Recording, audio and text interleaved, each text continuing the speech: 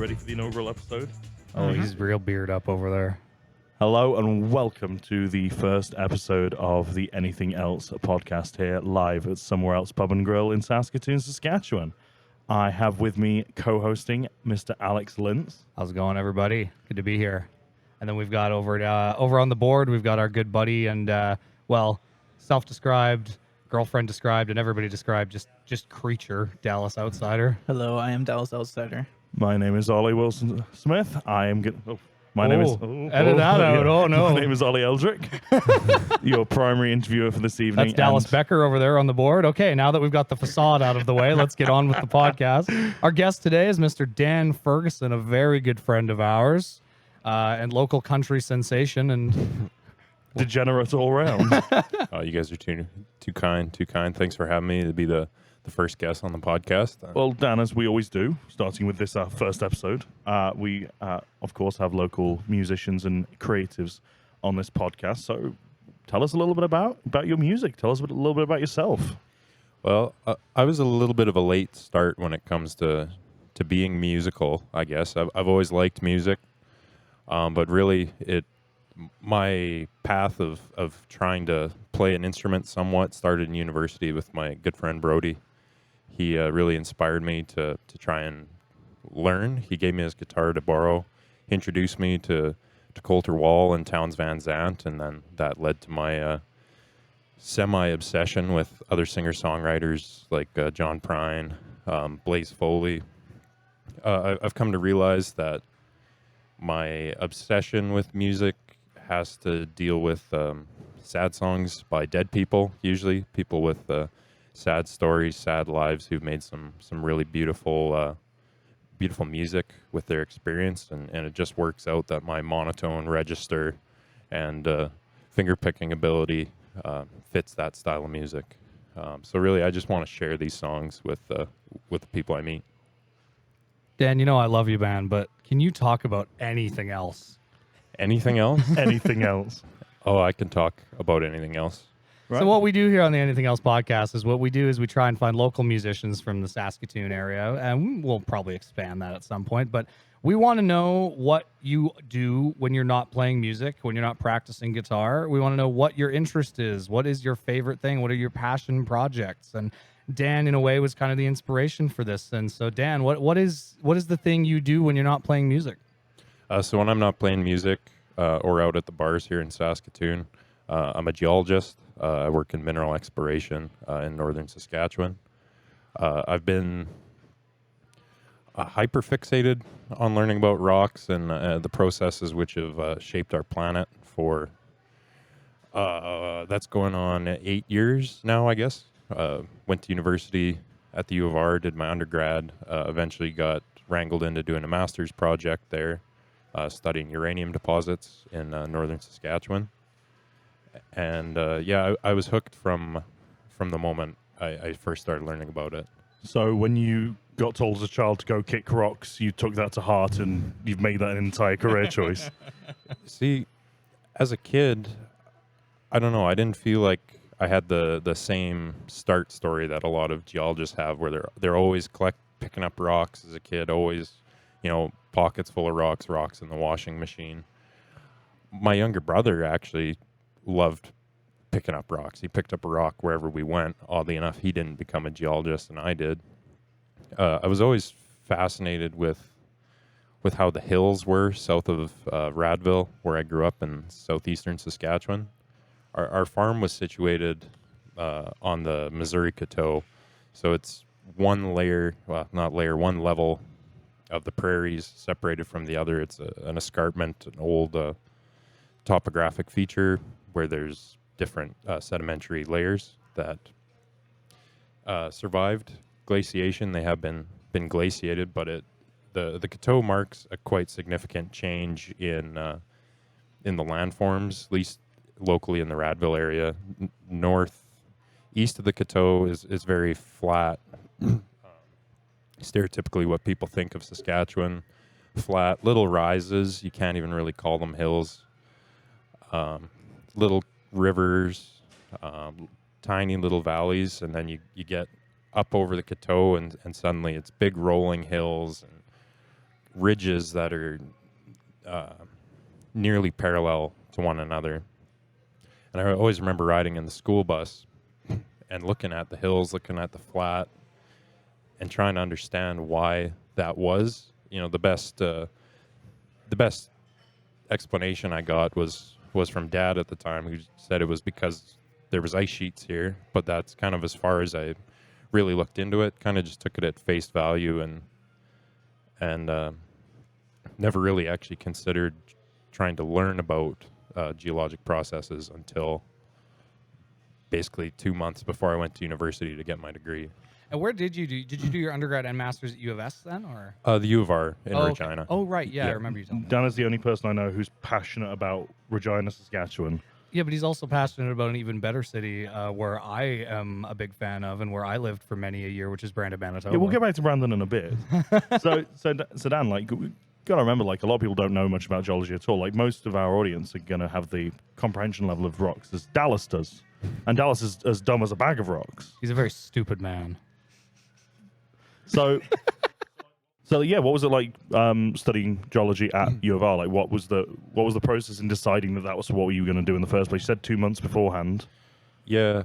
So I didn't even know that being a geologist was a job until I was 16. It was the summer after I was in grade 11. I was working for my brother-in-law. He owns a company that builds a farm fence, barbed wire, and electric. And I'd worked for him for a couple months. He had got, I think, had won the contest on 620 CKRM where you could guess the score of the Rider game, and then you would win tickets, and he won tickets, and I got to go up and watch the game with him and his friend and my coworker. And the guys were older than me and were able to consume beer legally at the time, and so I got voluntold to be the designated driver south. And on the truck ride south, my brother-in-law's best friend who was with him, you know, he was picking my brain, trying to see what I wanted to do, being almost out of high school. And at the time, I wanted to work rigs. I wanted to be a roughneck and stick around Radville. And he called me a fool. He said, "Why would you want to do the rig work? It's kind of gross. You're gone from home." He said, "If you're smart," which your sister says you are, and it's yet to be seen from my perspective. But he said, "Go to school to be a geologist, because those guys sit around on the rigs, tell people what to do, and make really good money." So don't be a roughneck because you'll be away from home a lot. Be a geologist so you can be away from home a lot, but earn more money doing less work. Exactly, yeah. Yeah, pretty much. Fair enough. So what's it like going up north? Because you go up quite a bit. You've been up recently. Yeah, I've been home for, what is today? My Friday, Saturday, Sunday. Today's Monday. This is my fourth day off. Fourth day of 6 days off in between 2-week rotations. And where were you at, if you're allowed to say? I was from Saskatoon, about 900 kilometers north, working on a exploration drilling program. Fly in, fly out camp. We drive to Larange, catch a twin otter, take off right from the lake. It's about an hour and a half flight once you're in the air, land on a lake and camp, and then unload all the gear. The plane takes off, and then it's just you just work when you're awake, and then you eat when you eat, and you sleep when it's time to sleep, and then every day is, depending on your perspective, either a Monday or a Friday until you have a fly day, and then you get to go home. So what's it like like, have you got any fun stories from the camp or from transit? Well, you definitely get some exciting. That's maybe one word for it. Exciting flights into camp. We're flying in quite small aircraft, usually a de Havilland twin otter or a single otter, which they're, if you don't have any cargo, maybe a 15-passenger aircraft. They're quite light. They get thrown around in the wind when you have inclement weather. It's a step above a paper aeroplane, effectively. Yeah. Yeah. It's if you kind of beefed up what the Wright brothers had with that thing where the guy was sitting by the lawnmower engine. Now they've come a long way since then, but they're the height of 1970s small aircraft technology. I believe, according to the Tragically Hip, that's how Bill Barilko disappeared in 50 Mission Cap. That's a deep cut. a bit of Canadian lore just there. There's a really good film for anybody who is curious about the life of a bush plane. It's a little bit dated now. It's either from the late 70s or the early 80s. It was a National Film Board project. You can find it on YouTube. It's called Bush Plane or Bush Pilot, A Canadian Legend, and it follows two men working out of, I want to say it's either Lake Winnipeg or Lake Winnipegosis, but on the northern side into the Shield, and them serving as kind of like the connection between northern communities, wild rice farmers, mineral exploration, hunters and trappers in the north, and then the rest of the country down south. And it being a little bit dated, it's not. Things have changed in the past, however, 40, 50 years. But really, northern Canada, in a lot of ways, is kind of like the land that time forgot. It's so isolated. The country's so rugged. The soil's bad. You can't build roads. It's like swamp and ridges and trees. It's quite beautiful, but it's a very unforgiving place. Everything's either too hard or too wet, really. Yeah, To exactly. do anything manageable with. It's either muskeg that is bottomless, or it's billions of year old rock that, if you wanted to cut a road through, the amount of explosives and machinery, it would have a lot of difficulties. Now, would you say, as in your professional opinion, as a paid geologist, as a man who is doing this for a living and as a passion, is it the older the better with rocks, or can new rocks also have an allure that people are maybe forgetting about when they're getting into rocks? Well, it kind of depends, what your interest is, and then if you want to go from an economic side, what kind of commodities you're looking for, because you're going to find different types of ore deposits in different aged rocks. So the rocks that, in most of northern Canada and the Precambrian Shield, we're dealing with billions of years of time. And that's unique to Canada, isn't it? Not entirely. Canada has a lot of some of the world's oldest preserved crust. I think and I'll be a bad geologist and not actually know and say a fact that I only half know. I do believe the oldest preserved rocks in the world are in northern Quebec, and they're maybe 3.8 billion years old. The oldest minerals were found in Australia. I can't remember if it was Eastern or Western Australia. I want to lean towards Western Australia. Zircons that were aged 4.6 billion years old.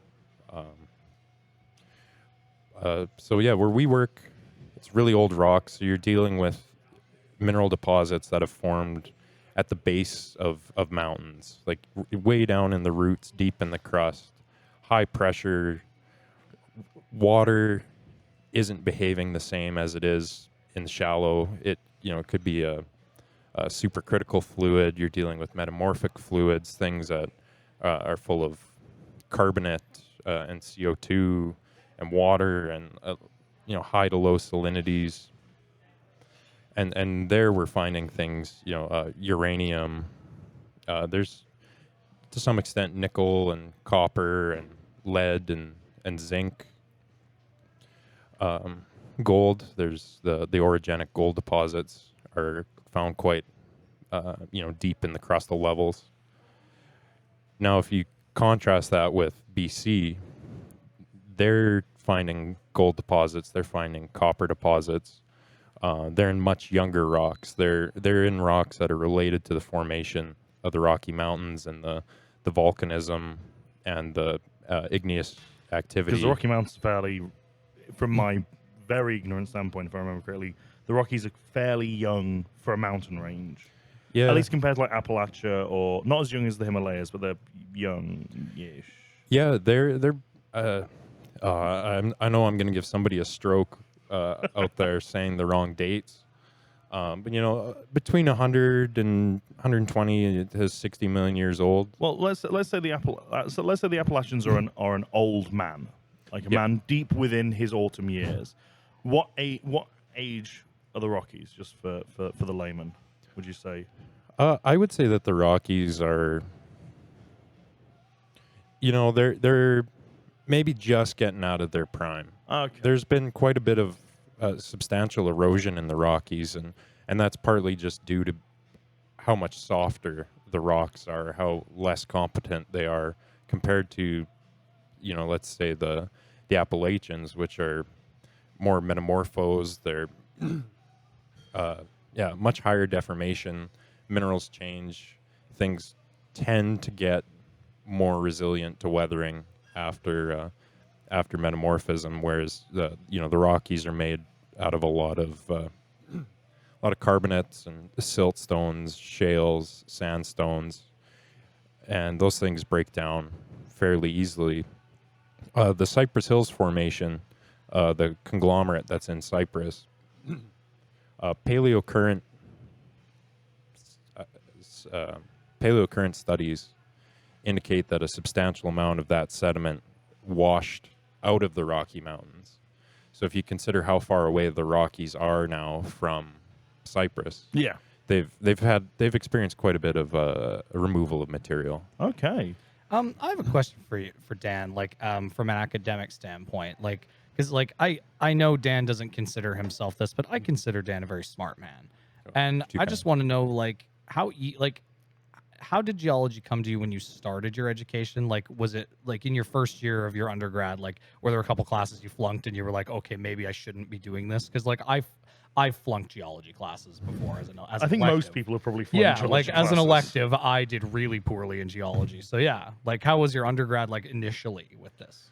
Oh, I was a total keener when it came to geology. I put my heart and soul into all the geology classes right from the start. I was hooked from the first class.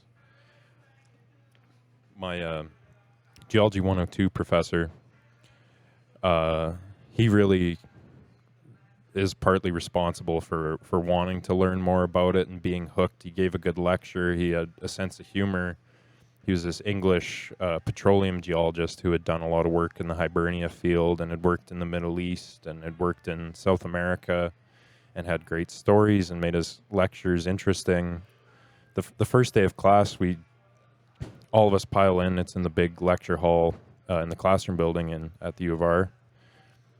And he turns on the projector, and here it says Stats 160, Introductory Stats. He's speaking in a German accent and just immediately goes into a stats lesson, is writing on the board, and one by one, somebody gets up, another person gets up. Everybody's confused. I can't remember if it was my first ever class in university. But I don't know, a third of the class must have got up and was packing up their bags and, oh, stop. I'm just messing with you. This is Geology 102. You came to the right spot. And I always found it very easy to care about the subject matter, about wanting to do well. The geology department, when I enrolled, was quite small. At most, there was probably 60 students between 4 years of classes, and at the lowest point, there was maybe 30 to 40. Like, it's a very small department. Class sizes are, in your 400 levels, maybe 4 people. And that's kind of as it goes with speciality. I always think that's a good size personally, but Well, that's what I like about Western Canadian universities, and I'm sure you agree, Dan, is that the further you go up, your class sizes get very diminished, and so you really get to spend that time. Yeah, you weed out the people who don't want to be there, and it's nice in that you know everybody. The profs know you by name. You know them by for better name. or worse. For better, for worse, yeah. And So going back towards geology, what is your favorite individual rock? Because I've been to yours, and you have a fantastic rock collection. But yeah, is there any that you want to sort of tell the story of a little bit? it's always tough to try to pick one favorite. It's like picking a favorite child. I think you could pick a favorite child sooner than you could pick a favorite rock. I think that probably the most favorite rock that I actually have in my collection that I collected myself is this big, heavy rock. I don't know, it's probably 35 to 40 pounds. It came from the shore of Melville Lake, which is just east of Uranium City. I was working in Uranium City we were there for 3 weeks. Our camp had been flooded, and so we were staying right in town and flying the helicopter to work every day. In the evenings, a couple of my coworkers and I would take the truck and drive to Melville Lake and go fish. There was lake trout and pike in the lake, and we were fishing right at an old adit for a uranium mine, because there was a lot of uranium mining around Uranium City between the 50s and the early 80s. And this rock, it's part of the Martin group. So it's about 1.7 to 1. Do you want to explain what 6 billion the years Martin old? group is? Yeah, sorry, my Group of bad. guys named Martin, and they say, well, that rock's good, that rock's bad. Martin Short, Martin Yeah. Sheen. Yeah, exactly. Steve Martin tries to get in occasionally, but he's not allowed. In on a technicality. So yeah, the Martin group is a paleo to Mesoproterozoic sandstone conglomerate sequence that's found in little remnant sedimentary basins around the Uranium City area, and it is accepted now as the earliest sedimentary sequence from the erosion of the Trans-Hudson and the Thelon, Tolson-Thelon origin. I like your funny words, Magic Man. Yeah, I know I'm going to get some of these details wrong, and there will be a couple geologist conniptions out there. At least they're listening. At least, hopefully, they're listening. If you have any corrections, you can send it to our email if you need to. When we get an email. And so the Martin group it's a red bed sequence, so they're hematite-rich sediments. They have a red color because of that. They've been deformed but not metamorphosed. So you can observe folding in them, the development of cleavage, and common orientation of fractures. But generally, the mineral assemblage hasn't changed that much from when they were deposited.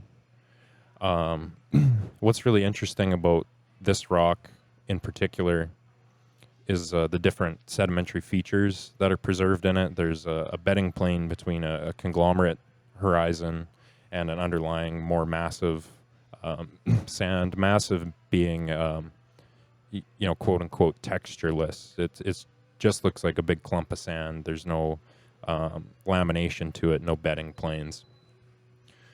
Within the conglomerate, there's 3 different types of class. It's a polymictic conglomerate. It has quartzite class. It has banded iron formation class. Banded iron being a rock that pretty much doesn't get formed anywhere. I remember that one from class. Look up the great oxidation event if you would care to learn more about banded iron. This all sounds very similar to when I talk about fantasy, I feel. The oxidation event feels like something I read in a book once. And also, just to say, like, part of this podcast is also that our producer, Dallas Outsider, we really want to teach him things. We want to increase his education. We want to make him smarter because, like, his only formal education is in audio engineering. And so we want to make him generally a smarter man. So, like, Dallas, you've been listening to an expert here going on about rocks and stuff. Like, do you have any questions for Dan? There will be a test later as well. What do you think of Dwayne "The Rock" Johnson? Is he count as The Rock? Huh. Dwayne "The Rock" Johnson. Well, surely he's partly rock. You wouldn't just appropriate that name, I don't think. And now, what about Stone Cold Steve Austin, Dan? What? I'll take a cold beer. Arguably one of the greatest rivalries of the Attitude Era of the WWF. Mm-hmm. Besides rocks, I used to be very obsessed with all things WWF, WWE. To be fair, this is the right group to be talking about that too. it wasn't so cool once you were older than 14 to You- still love wrestling. You But can get back into wrestling, but you kind of got to get into it like ironically, and then you watch it unironically, but you don't tell anyone that. You say like, "Oh, this is just for fun." Also, did you know that kind of off topic, but John Cena recently announced his retirement in 2025. That's crazy. Good Yeah. job, Dallas. I love He's, the intermittent wrestling news we're going to be getting on this podcast. He's gonna have his last match at WrestleMania in Las Vegas, and I guess he's gonna go to Vegas. Whoa. I'm only more than slightly jealous. Who's the most favorite wrestler that you've got to see in IRL in real life? I was very lucky to see The Fiend, Bray Wyatt, wrestle. R.I.P. Bray Wyatt. Yeah, that was a really cool thing to experience. Also, I love turning the interview back on us now. Well done. But thank you, Dan, for your wonderful seminar on rocks and all things rock related. I can always ramble about rocks. I'm sure. Even if I don't make a don't doubt point it, and I'm about sure anything, you and I are it's going to good go to to a talk. bar, and I'm going to hear some great stuff coming out of Uranium City very soon. Moving on, though, we're going to come up to some of our more steadfast questions that are going to come to everyone. The first one is a section that we've called Who Dis? Boo-doo-doo-doo, boo-doo-doo-doo. Who dis? I'm going to give you the name of a historical figure. I don't expect you to know who this person is. And in fact, I don't want you to know who this person is. What I want you to do is just tell me who this person sounds like they are. And that person for you today is the very famous, very historical Henry the Impotent. Henry the Impotent. Well, the part of the name makes me think royalty of some kind, and either a very inept ruler, or he might have been decent and just not able to sire an heir. It would be tragic that that's your entire legacy, is that no one cares about your governorship, no one cares about the wars that you won, or potentially even lost. It's just that your little gentleman didn't work properly. So, is Henry right? Henry. Hank the Impotent. Hank Is the that- Impotent. Limp Dick Hank. I think we went to see him once at a bar somewhere. Yeah, he's actually coming through Somewhere Else Pub actually in October. All the way up from Texas, Limp Dick Hank is. Get your tickets now on Eventbrite. Oh, my dick don't work. It's like C6 Steve, but you've heard of C6 Steve, but have you heard of Limp Dick and the Viagra Boys. Oh, Limp Dick Hank with the Viagra Boys. Sports. Yeah. oh, we're not good. No, we've got to move on before we get stuck on Viagra Boys. It's going to be terrible. Next one, much like Miss World, we want to make sure that our guests are qualified to talk about a number of topics, not just music, not just your special interest, but I want you to see how you are with Grace Under Fire, And so your question is, these are real questions that have been asked to beauty pageant contestants. Yours is, what does being a woman mean to you? Oh, well, that's a good question. I've thought about this a lot, actually.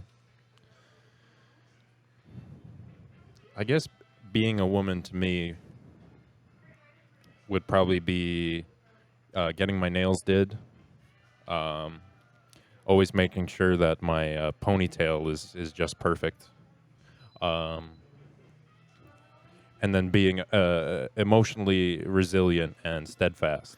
I usually try and think about Billy Joel's "She's Always a Woman to Me." If she can kill with a smile and win with her eyes, I think that's what being a woman is. You're not supposed to talk about music. God damn it! Drink. Oh no. We've actually, for a first episode, we've all behaved very well. But We've behaved the very rule well. of the podcast is, and I guess I talked about music earlier, but if you mention music after the allotted time at the beginning that we give our guests, you have to drink. And so Dan has done very well for a debut episode. He's still pounding the bow back, but that's just by choice. purely Dan, though. But yeah, I think that's fairly good. I think I take that as an answer worthy of winning Miss World. Unfortunately, you are not an unmarried woman under 24 in the United States university system, so I'm not sure I can grant you the scholarship. But I appreciate the answer nonetheless. Next, we're going to go to some rapid fire questions from a fairly recent edition of Trivial Pursuit. And by fairly recent, I mean they're from 1993. Alex, go ahead. All right, Dan, are you ready? As I'll ever be. So, Dan, what sequel was Whoopi Goldberg paid a whopping $7 million to perform in? Oh, I know this one. If you I'm glad you know this, Dallas. Dallas, if Dan doesn't get it right, you can go afterwards. How does Okay, that sound? Okay, yeah. If it's not the Sister Act 2, It is Sister Act Oh. 2. Good job, Okay, Dan. Yeah. Okay, cool. That's So one now, to Dan, none to Dallas. so now that we've got you all warmed up, what majority owner of Brazelton, Georgia filed for bankruptcy? could you repeat the name of that company? What majority owner of Brazelton, Georgia filed for bankruptcy? It's actually an actress that's very famous. I read the wrong answer, and I thought the answer was the Berlin Wall. Oh, I'm trying to even think who was like a popular actress in 1993. Was it like Helen Hunt? You're in the ballpark. Kim Basinger. Oh, wow.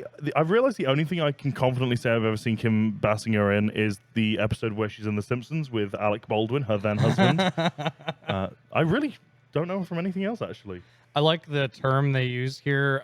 What puckster became the highest paid athlete in team sports with a 3-year, $25.5 million deal? Which, by the way, the highest paid athlete in team sports in 1993 was making $25 million. Shohei Ohtani, who? I'm going to... Oh. So basically, Dan, who's the highest paid athlete of 1993? According to Trivial Pursuit. And remember, they are And they're a hockey puckster. player. They're a hockey player? Yeah. Oh, well, that's got to be Wayne It was Gretzky. Wayne Gretzky, yeah. The GOAT. I thought you said huckster. I was thinking like The Hulkster? I was thinking honestly Michael Jordan because he's hucking a basketball. I was thinking more Lance Armstrong for his defrauding of charities. What cable TV talk show host began Saturday telecasts with first guest Hillary Clinton?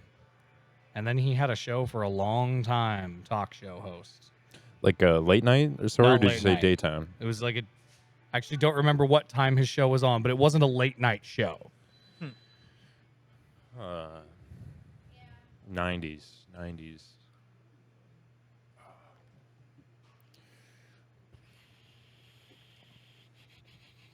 He was around for a good while with us. I'm gonna have to rush you. That wouldn't be Letterman, would it? No, it was Larry Wait, King. wait. Dallas, give Dallas a chance. Is it Larry King? No, how did you do that? Okay, so that's two to It's almost like I can hear two you. to Dan, one to Dallas. I think so. Should we yeah. do one final question? See who This the is champion all for the bag here. What Dallas area became a National Historic Landmark 30 years after JFK's death? The Texas Book Depository? Nope. Oh, I thought we're Dallas area? Yeah. You're in the right track there. The Grassy Knoll? Oh, I know. Grassy knoll. And if you look to your right, you'll see the grassy knoll. So congratulations, Dan, on being our It's, first 1993 what is it, Trivial Dallas? Pursuit winner. Dallas Road. It's not Dallas Road. It's Dealey Plaza, but good job, That's the one. Dallas. And now we're going to go on some rapid fires. Just things that we want to know about you, Dan, to make you seem like a more rounded person to our listeners. The first question is, what's your favorite Tom Hanks movie? Oh, Forrest Gump, hands down. Hands down? Yeah, Hands I down? can, No. That was No fast. That must be competition. it. That was fast. I can quote almost that whole movie. Now, would you say that is his best performance, or would you say that's just your favorite film that he happens to be in? Probably just the favorite film that he happens to be in. I thought his performance as Woody in Toy Story was quite moving. Oh, no. Oh. Buzz, Okay, look out, an alien! Oh. So, what would you say is the best scene in Forrest Gump? By the way, I do want to say we will not be revealing our favorite Tom Hanks movies. We're going to be doing a lot of these episodes, and you don't want to hear us talk about the same 3 films over and over again. But I will say that I have cried every time I watch Forrest Gump. I know what's coming. I know that his mum died on a Tuesday. I know that Jenny died on a Saturday. But if I watch it, I feel his pain. Anyway, what's your favorite scene? No, I won't. I won't be a loser and pick 2. I will pick my favorite. And it's kind of a sad part in the movie. It's when he's holding Bubba in his arms in Vietnam when Bubba's dying. And he, Bubba's looking up at him. He said, "Why this happened, Forrest?" He You've been shot, Bubba. me and my buddy Jordan in high school always used to quote that scene to each other. I got big gums. Well, then tuck that thing in before you catch it on a tripwire. No, the one my parents always did was I was running. I really do hope that everyone does give their best Tom Hanks impression when we answer this question. Yeah. But we did say it's rapid fire, so moving on. This is an important one, Dan, and this is for the morning people out there. What cereal leaves the best milk?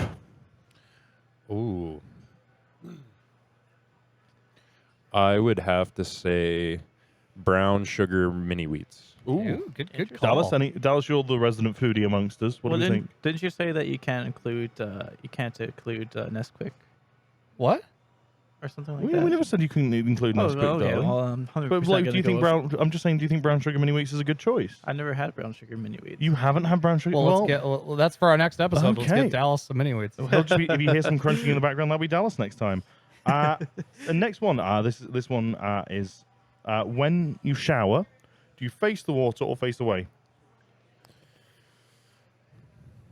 Depends what side of me I'm washing, I guess. So you rotate? Yeah, I'm a spinner, like Which a hot way do you dog spin? on the See, table. the only time I really face in personally, the only time I really face into the shower is when I want to feel emotional, like I'm in a movie and I've been wronged or I've done wrong. Like Ben Affleck in the seminal movie Daredevil. Like, shut up about Daredevil, man. It's not a good movie. Follow-up question to that, though, Dan. When you shower, do you soap or shampoo first? Oh, shampoo first. Do you leave the shampoo in while you're soapy, or No, I you rub do the the hair shampoo first? in, wash it out, and then I've started putting conditioner in my hair. So I'll do conditioner and then leave that, and then do the soaping. I do find actively dating will cause men to use conditioner far more frequently than they would otherwise. The next one is, what is an object you own the most of, but you are not collecting? So obviously, as I'm sure none of our listeners will be surprised about by now, you clearly have a lot of rocks in your apartment, but you are collecting those. So that is That's a passion thing. Yeah, that's a personal You meant interest. to do and- that. What's the most things you have that you just happen to have a lot of for whatever reason?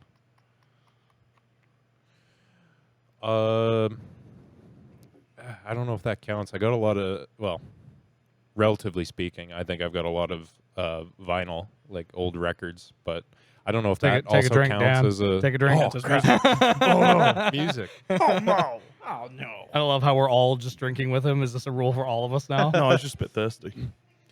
I guess pocket knives. Like, That's a good one. I'm forgetful, so I'll end up losing one, and then you're like, oh, I really need a knife.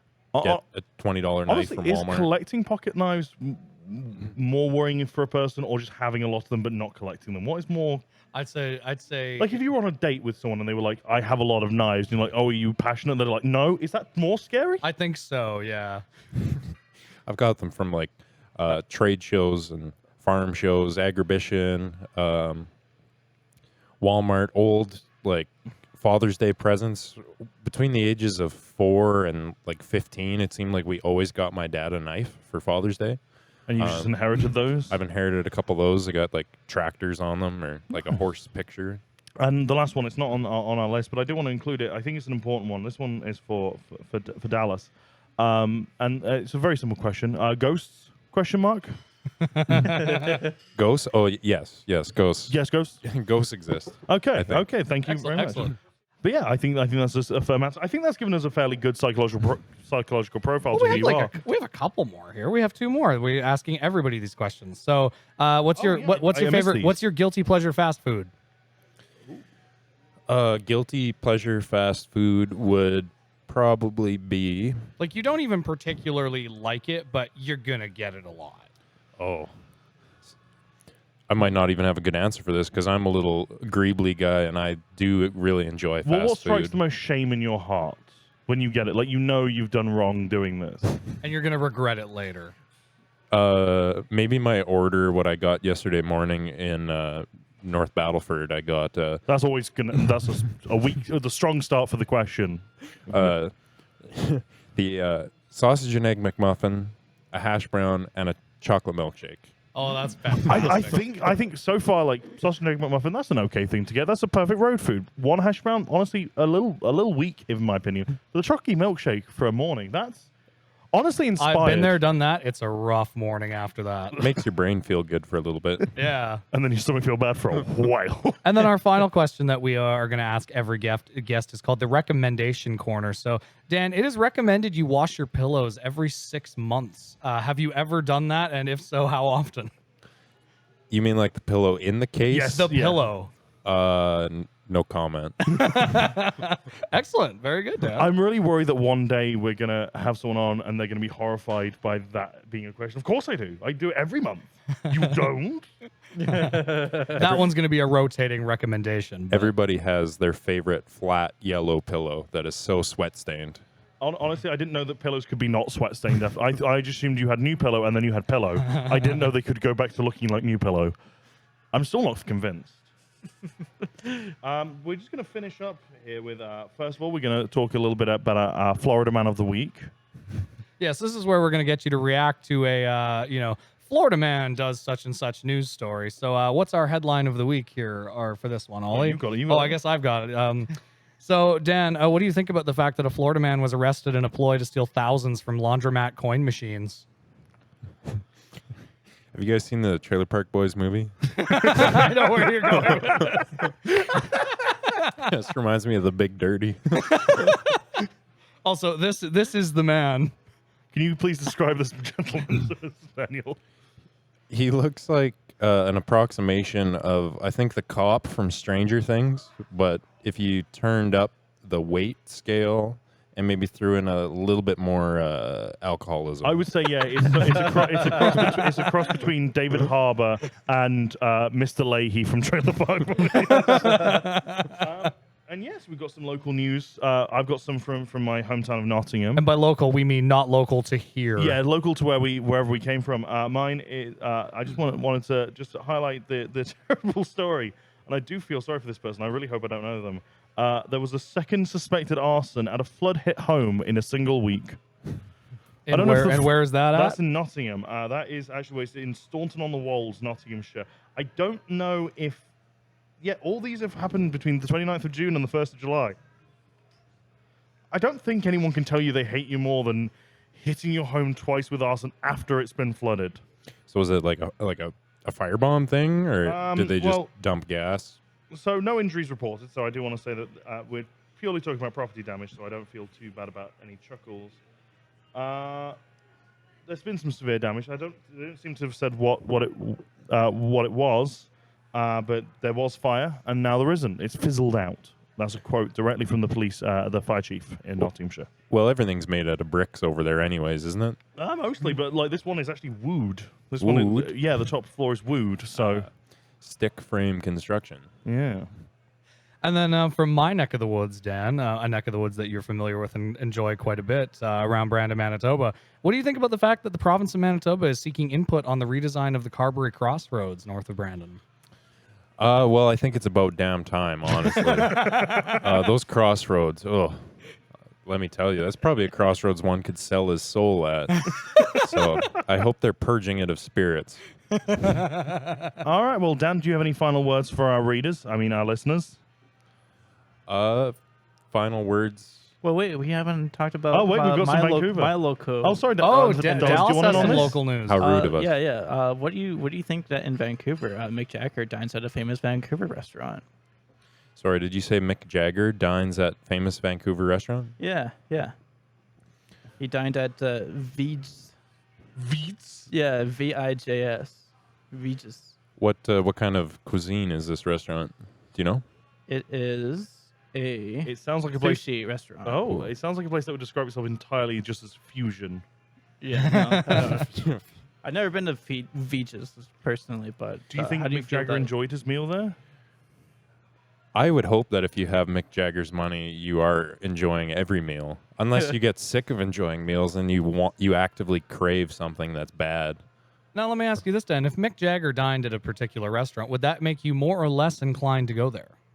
Oh wait, sorry, I had to correct you. He chose, Oh, for God's sake. he chose an Indian food restaurant. It was Indian. So I was reading from a quote here. I'm a big fan of Mick Jagger and the Rolling Stones, and the fact that he chose to have Indian food in Vancouver, where there's great sushi and great other restaurants, chefs are available, is truly a humbling honor. So yeah. So I just have to correct myself. It's an Indian restaurant. Does that change your opinions at Does all? that change your opinion of Mick Jagger, Dan? I don't know if I even really had an opinion on Mick Jagger, to be honest. Oh wait, does this count as music?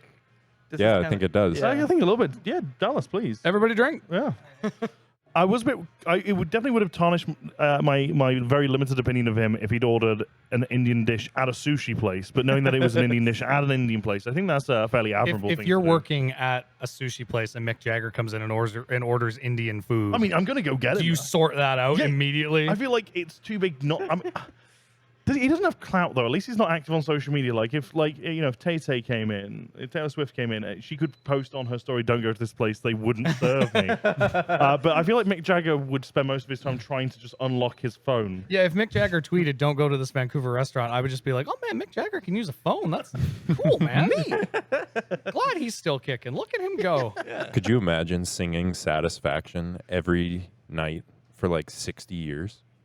I think First of all, drink again, and then drink again because I have a follow-up comment on that. When you say like, yeah, playing Satisfaction every night for that many years or whatever, like I always get pissed off when I hear about, like, I remember Jim Cuddy from Blue Rodeo said he hated it when he wrote Try, because he immediately realized I'm gonna have to sing this every damn night for the rest of my life. Isn't that a great thing? Yeah, that. Well, we might as well just keep this music thing going for one more second. might as well. One more second. I don't know if the audience is familiar with Ray Wiley Hubbard. He was I'm aware of L. Ron Hubbard. Oh yeah. So It's good I for don't want to nothing get it beatnik, wrong. brother. Maybe a Texas singer Yeah, songwriter. he's solid Texan. He's from Houston. Wrote country classic Up Against the Wall, Redneck Mother. There's a live recording that he did back in the 90s. At the end, when he's going through the MOTHER part of the song, he says, people always come up to me and say, what's the most important thing about songwriting? Is it the lyrics? Is it the chords? Is it the melody? And he says, no, the most important thing about songwriting is to, when you finish writing a song, look at yourself in the mirror and say, can I sing this for 25 years? Yeah. But then he also follows it up with saying, well, twice a year a check comes in the mail, and by God, it's not that bad. I think that's a really good place to end. Thank you so much, Dan. Thank you so much. Any final words for our readers? Go out, smell the roses, take a look at the world around you. There's a lot of beautiful things to see. A lot of things that'll make you very grateful for where we live. I just want to shout out my wonderful girlfriend, Chelsea, who does so much for me. So. That's not a John Prine lyric, is it? No, that's not. Okay, that's good. All right, thank you very much. And thank you very much to Somewhere Else Pub for hosting our podcast. Anything else at Somewhere Else? We hope to see you on the other side. Yeah. Thank you for talking about literally anything else with us, Dan. Thanks for having me. I'm honored to be the first guest on the show.